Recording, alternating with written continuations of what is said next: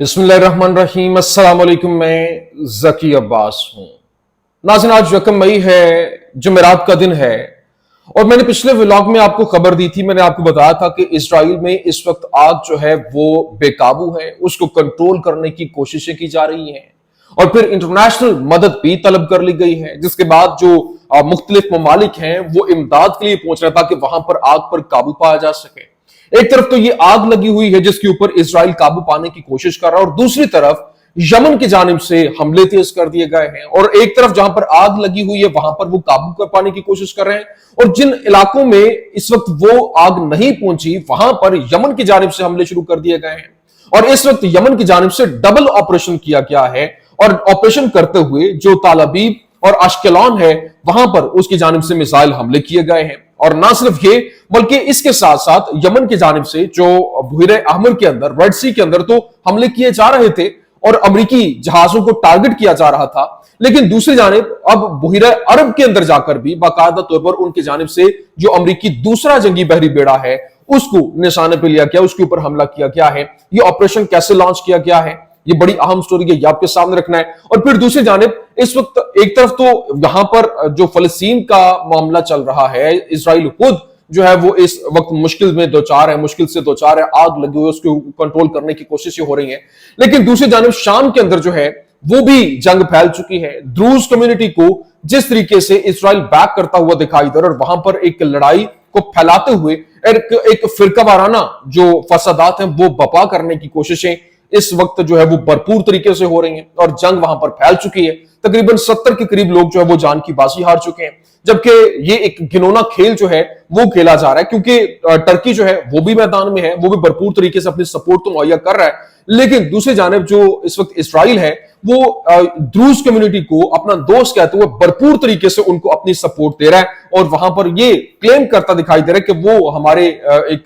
दोस्त कम्युनिटी है, हमारे वो फ्रेंड है, इस वजह से हम उनको भरपूर तरीके से फैसिलिटेट करेंगे। और उसके ड्रोन जो है वो फिजाई हमले भी कर रहे हैं और फिर जो लड़ाइयां हैं वहां पर मजीद तेज होती हुई दिखाई दे रही हैं। कैसे, ये तमाम तो डिटेल्स वन बाय वन आपके सामने रखते हैं। अच्छा नाज़रीन, सबसे पहले मैं आपको बता दूं, देखें इस वक्त जो हालात हैं वो बहुत तेजी के साथ तब्दील हो रहे हैं और जो सना है न्यूज एजेंसी है उसकी जानिब से, ये यमनी न्यूज एजेंसी, उसकी जानिब से रिपोर्ट किया गया और बताया गया कि इस वक्त जिस तरीके से जो बाकायदा तौर पर यमन की जानिब से हमले किए जा रहे हैं उसमें यमनी जो होशी हैं उन्होंने बाकायदा जिस तरह से F-18 जो एक अमेरिकी तैयारा था वो समंदर बुर्द किया और उसके बाद उनकी जानिब से वाइटल जो इजरायली मिलिट्री साइट्स हैं उनको निशाने पर लिया गया है। उन्होंने रिपोर्ट किया, Sanaa announces downing F-18 hitting vital Israeli military sites. The Yemeni armed forces also downed an F-18 fighter jet during an operation that forced USS Truman to retreat toward the northern Red Sea. मतलब वो वहां से जो उनका USS Harry Trueman है उसको वहां से निकलने पर भी मजबूर कर दिया गया। लेकिन इसके साथ साथ मजीद जो रिपोर्ट किया गया और बताया गया कि हालात की नजाकत को देखते हुए मजीद जो यमनी होशियां उनकी जानिब से बताया गया कि यमनी आर्म्ड फोर्सेस की जानिब से बताया गया कि double military operation against Israeli targets using Yafa drones, मतलब जो याफा ड्रोन्स के इस्तेमाल करते हुए उन्होंने इजरायली टारगेट्स को निशाने पर लिया और वहां पर जो है एक डबल मिलिट्री ऑपरेशन किया है। और फिर मजीद ये भी बताया गया कि जो ब्रिगेडियर जनरल है उनके, उसने कंफर्म किया कि we carried out an military operation targeting a vital site of Israeli enemy in the Ashkelon area using a Yafa type drone. मतलब जो याफा टाइप ड्रोन है उसको इस्तेमाल करते हुए उन्होंने अश्केलॉन एरिया के अंदर वहां पर उसको हमला किया। एक तरफ जो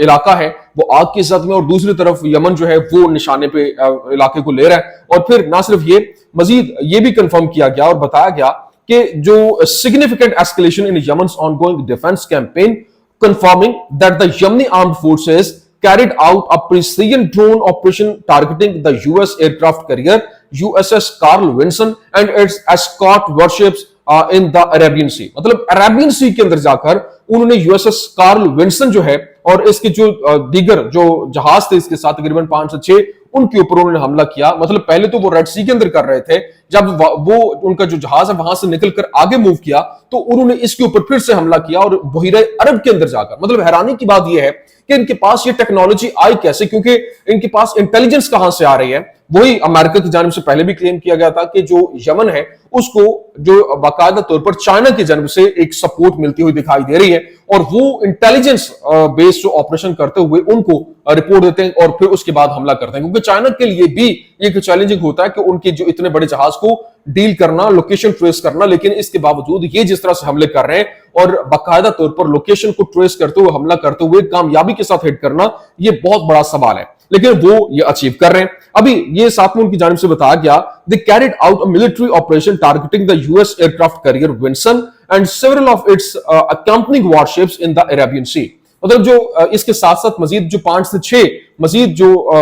जहाज थे, बहरी जहाज थे, उनको भी निशाने पर लिया गया है। और मजीद क्या कहा गया कि the operation against the Vinson and its escort vessels was executed using multiple drones, मतलब मुख्तलिफ एक से ज्यादा कई ड्रोन्स के साथ वहां पर हमला किया गया है, और ये जो विंसन और इसके जो दीगर वेसल्स थी उनको निशाने पर लिया गया है। और फिर इसके साथ साथ मजीद क्या रिपोर्ट किया गया, कहा गया the bold move came just one day after what Sari described as a victorious confrontation with an other US carrier group, मतलब जो इनका करियर ग्रुप है, जो एयरक्राफ्ट करियर है सेकंड वन, उसको एक दिन बाद जब उन्होंने बड़ा ऐलान किया था कि हमला करने के हवाले से, उसी से फिलफौर बाद उन्होंने एक और हमला किया और इनको भरपूर तरीके से निशाने पे लिया है। और फिर साथ ही साथ ये भी बताया गया कि the targeting of Vinson came 24 hours after the blast operation that forced the US aircraft carrier Truman to retreat. He stated, the blast operation forced Truman to withdraw to the far northern Red Sea toward the Suez Canal। मतलब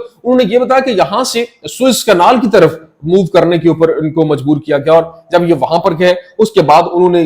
24 घंटे के अंदर अंदर ही दूसरा operation किया, और वहां से उन्होंने जो अरेबियन सी के अंदर जाकर उनके जो जहाज को निशाने पे लिया है। And other outcome of the blast operation was the pursuit of the Truman with missiles and drones all the way to the far north of the Red Sea। मतलब रेड सी से उसको कई गुना दूर भेज दिया क्या, लेकिन इसके बावजूद हमने अपने हमले जारी रखे, और ये जो एक जबरदस्त किस्म के हमलों के नतीजे में ये सारी जो है वो खबरें सामने आई। उन्होंने मजीद ये भी बताया कि resistance did not limit its response to American aggression, also confirmed a dual drone operation targeting strategic positions inside Palestine, inside Israel। मतलब जो इजराइल के अंदर भी उन्होंने हमले जारी रखे। उन्होंने कहा कि हमने अपने हमलों को लिमिटेड नहीं रखा, वहां से निकालकर मुसलसल हमले किए जा रहे हैं, और इजराइल के ऊपर भी उन्होंने हमला किया, जिसके हवाले से डिटेल्स मैंने आपके सामने रखी, और ये मामला भी आपके सामने जो है वो खुलकर आ चुका है। लेकिन अभी एक और जो खबर सामने आ रही है, क्योंकि अमेरिका भी भरपूर हमले कर रहा है। अमेरिका ने हौसियों पर 800 से ज्यादा फिजाई हमले किए, और ट्रंप के जंगों के हाथ में के अज़म को चैलेंज करते हुए बड़े पैमाने पर हमले के बावजूद जो हौसी बागी हैं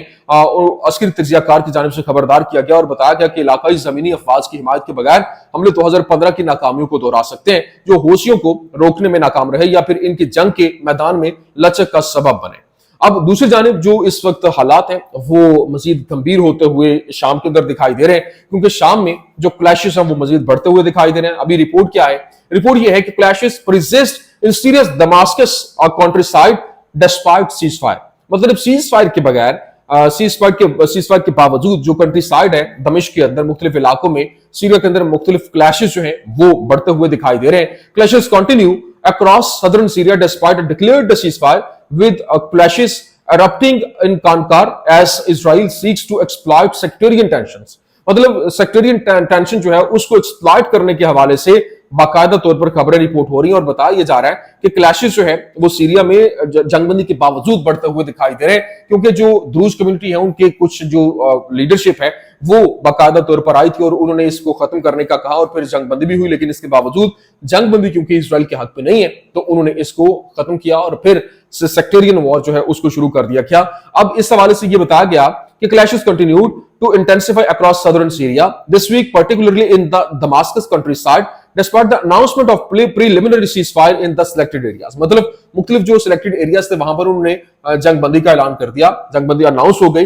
लेकिन इसके बावजूद वहां पर हमले शुरू हो गए। Fighting erupted overnight on Thursday on the Kankar front, with local sources confirming to Al Mayadeen that heavy gunfire and mortar shelling struck the village। मतलब उन्होंने मोटार शेल्स के साथ और फिर गन फायर जो है उसके साथ उन्होंने भरपूर तरीके से इसको निशाने पे लिया, और जो कानकर का इलाका है वहां पर जो है वो जंग मजीद फैलती हुई दिखाई दे रही है। ये क्योंकि तीन मेन इलाके हैं जो कि दमिश्क से 3 किलोमीटर 4 किलोमीटर के फासले पर जो है वो जारामाना है, और तकरीबन 12 से 13 किलोमीटर के फासले पर सनाया है, और उसके आगे जो है वो ये कानकर आता है। यहां से ये तीन इलाके इस वक्त एक हॉट स्पॉट बने हुए हैं। लेकिन अभी जो खबर क्या आ रही है, Israeli bomb Syrian admin citing threats to Druze community, मतलब उन्होंने भरपूर तरीके से हमला करने के हवाले से जो सीरियन एडमिन है उसके हवाले से रिपोर्ट किया और बताया कि जो ड्रूज माइनॉरिटी है, अगर आपने उसको थ्रेट किया तो भरपूर तरीके से जवाब दिया जाएगा। Where clashes have been reported between the Druze and Syrian security forces. अभी जो वहां पर अशरफियात, सनाया और फिर दीगर जो साउथ वेस्ट का इलाका है, वहां पर ये लड़ाई झगड़े जो है वो मजीद तेज होते हुए दिखाई दे रहे हैं। और हालात को अगर देखा जाए तो ये सबसे ज्यादा जो इसका बेनिफिशियरी है वो कौन हो सकता है, अगर इसके ऊपर नजर दौड़ाई जाए तो आपको मालूम होगा कि यहां पर अगर अनसर्टेनिटी है, और फिर समोट्रिच की जानिब से यह बयान दिया गया था और कहा गया था कि अगर जो है वो ये जंग यहां पर नहीं रुकेगी जब तक शाम का खात्मा नहीं हो जाता, मतलब शाम के अंदर इस गवर्नमेंट का खात्मा और फिर मुकम्मल तौर पर वो आगे पेशकदमी जिस तरह से उन्होंने पहले किया, गोलान हाइट से हमला, वो एक शामी गोलान हाइट है, एक जो है वो दूसरा जो इजराइल के पास है वो गोलान हाइट है। अब ये ध्रुव जो है जहां से हमला कर रहे हैं वो शामी गोलान हाइट से निकलकर, क्योंकि वहां पे वो रहते हैं, वहां से वो हमला करते हैं और फिर चले जाते हैं। ये आपस में जो वहां पर लड़ाई है वीडियो सामने आ रही है, और बहुत ज्यादा एक बड़े पैमाने पर ये जंग जो है वो फैलती हुई दिखाई दे रही है। और अगर टर्किया जो है वो टाइमली अपनी इनपुट नहीं देता और भरपूर तरीके से इस जो जंग को कंट्रोल करने की या फिर सीज फायर की तरफ मामला ले जाने की, मामले को सेटल करने की अगर कोशिश नहीं की जाती है, तो ये जंग मजीद फैलेगी। और फिर ये टर्किया जो कि अपनी भरपूर सपोर्ट शाम को दिए हुए है, अगर वो वहां पर ये जंग नहीं रुकती तो फिर टर्किया की तरफ मूव करेगी। और ये जो एक पूरी की पूरी प्लानिंग है, एक ग्रेटर इजराइल का प्लान जो है वो उसकी तरफ बढ़ते हुए ये दिखाई दे रहे हैं, क्योंकि बहुत तेजी के साथ अभी जिस तरह से ट्रंप है, ट्रंप की